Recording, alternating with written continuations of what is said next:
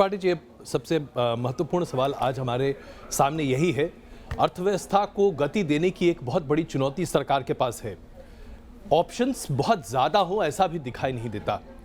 मोदी सरकार out of box thinking के लिए जानी जाती है। आज वो आउट ऑफ बॉक्स हमारी ज़रूरत बन चुका है।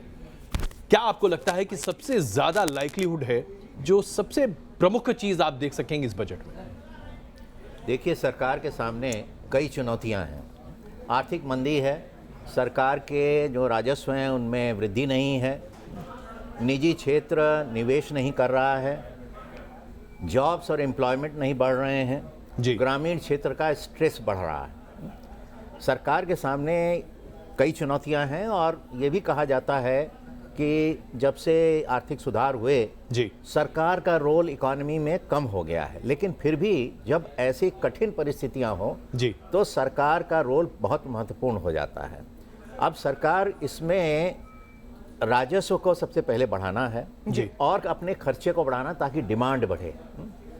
राजस्व बढ़ाओ, खर्चे बढ़ाओ ताकि डिमांड बढ़े और पूंजी निवेश के लिए एक माहौल बनावें जिससे कि निजी क्षेत्र में और फॉरेन क्षेत्र का ज़्यादा पूंजी निवेश हो। त्रिपाठी जी, अगर सरकार की बात देखें तो सरकार, अगर हम बीते 6 महीने को देखें तो 7 महीने पहले अंतरिम बजट प्रस्तुत किया गया और उसके बाद जो तमाम फैसलों का ऐलान हुआ उसमें से कई रोल बैक हमने देखे। उसके साथ साथ कई रियायतें भी सामने रखी गई हैं, यहाँ तक कि जो कॉर्पोरेट टैक्स का करेक्शन है, ये तमाम बातें हैं, ये स्टिमुलस है। लेकिन हुआ क्या? वो उल्टा है। देखिए, डिमांड की जरूरत है जी। कॉर्पोरेट टैक्स कम करने से कॉर्पोरेट्स के पास पैसा तो आएगा जी, लेकिन जब उनकी कैपेसिटी यूटिलाइजेशन 70% है तो वो क्यों अपना पैसा निवेश करेंगे? जब तक 80-90% नहीं होगा वो निवेश नहीं करेंगे, तो डिमांड नहीं है ना। तो डिमांड को किस तरह से क्रिएट किया जाएगा? क्या स्लैब जो है उसको थोड़ा बहुत उसमें कुछ रियायत दी जा सकती है, टैक्सेस में रियायत दी जा सकती है? आपको एक तो अपने खर्चे बढ़ाने पड़ेंगे जी, जो इंफ्रास्ट्रक्चर है, रियल एस्टेट सेक्टर है, लोगों के पास जो बचत हो सकती है उसको बढ़ाने के लिए होगा। लोगों को थोड़ी राहत दो, उनको बचत, लोगों की जेब में पैसा भरना पड़ेगा। उनकी जेब में पैसा दो। हरवीर सिंह जी, ये लोगों की जेब में पैसा कैसे भरा जाएगा? अगर हम कहें, ये सवाल मैं हरवीर सिंह जी से लेना चाहूंगी जी। एक्चुअली देखिए, हमें थोड़ा पीछे जाना पड़ेगा। मैं जिस त्रिपाठी जी भी बता रहे हैं जी, ये मेरा मानना है कि 91 के दौर में जहां हमारी अर्थव्यवस्था थी, जो संकट था, चौतरफा संकट, हम कह रहे हैं मांग में कमी है, रेवेन्यू में कमी है, सारे सेक्टर डिस्ट्रेस में जा रहे हैं। हमने पीछे स्टिमुलस दे करके देखा 1,45,000 करोड़ का कॉर्पोरेट सेक्टर को, कोई फायदा नहीं हुआ। तो सवाल ये है कि हमें एक ऐसा बजट चाहिए जो कि 1991 के बजट की तरीके से एकदम रिफॉर्मिस्ट बजट हो, और उसके लिए वैसा वित्त मंत्री भी चाहिए। देखिए, मैं इसमें कोई संकोच नहीं करूंगा।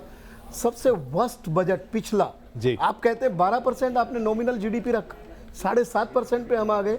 हमें यही नहीं पता हम कितना कमाएंगे, कितना खर्च करेंगे। ऐसा बजट पेश करने का क्या मतलब था? और इसलिए मैं ये आलोचना कर रहा हूँ बिकॉज ये पूरे देश के लिए नुकसान दे रहा। $5 ट्रिलियन का सपना आपने दिखा दिया, आपने बही खाता ले आए, आप लाल रंग कपड़े में ले आए। अरे ये सब उस पर सिंबोलिज्म पे मत जाइए आप। और दूसरे, एक और बात मैं कहूँ, हमारा जो चीफ इकोनॉमिक एडवाइजर है उसकी बहुत बड़ी भूमिका होती है। ये आदमी जोकर है। कल जिस तरीके से कह रहा है कि थाली में ये वो, नहीं मैं इसलिए कह रहा हूँ, ये बात मैं इसलिए कह रहा हूँ because he is very crucial for our economy. अब देखिए, कॉइनेज बहुत जबरदस्त है। थालीनॉमिक्स शब्द अभी तक हम समझ में नहीं पाते थे। मनोज जी भी इस बात में मुझे बेल आउट करेंगे। एक सेकंड मुझे दीजिए। पिछली बार उन्होंने कहा था कि व्यावहारिक इकोनॉमिक्स ले आइए। अरे देश की इकोनॉमी में क्या करना चाहिए, क्या हो रहा है, और पूरा देश देख रहा है बिकॉज सबका जीवन, देश के 134 करोड़ लोगों का जीवन जुड़ा हुआ है, और देश का जो वित्त मंत्री जब डिसीजन लेता है सबका जीवन प्रभावित होता है। इसलिए ये बहुत महत्वपूर्ण है।